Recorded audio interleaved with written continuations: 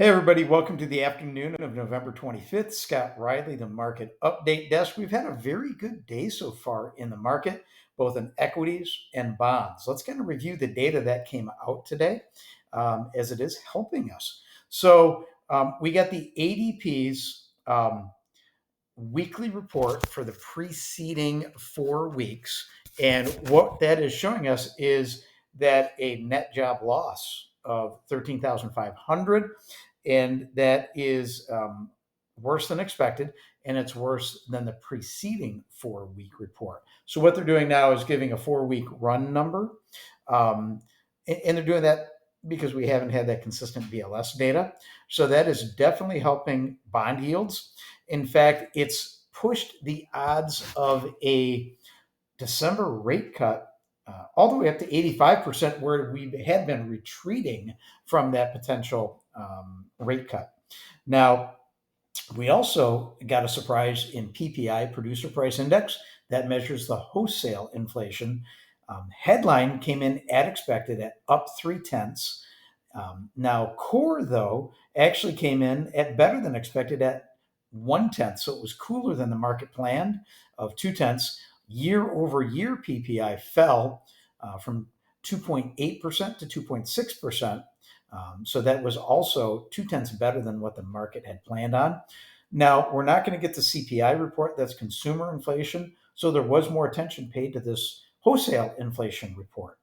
Now, we also got retail sales. That came in at plus 0.2. The market had kind of forecasted an increase of 0.4. So it's definitely a miss on retail sales. Now, core came in at down 0.1 versus the market estimate of up 0.3. So maybe we're seeing the consumer start to cool off, where the consumer spending had been, no matter what the market had been doing, continuing to power through all of the economic stuff that's out there. So kind of a surprise there. Now, we did also find out that we're going to get the September PCE report December 5th. Now, that's going to be before the Fed meets, even though that's going to be dated information. So it's kind of nice to see that's going to be before the meeting. And we're going to get Q3 GDP first look December 23rd. Maybe we'll get a Christmas present there.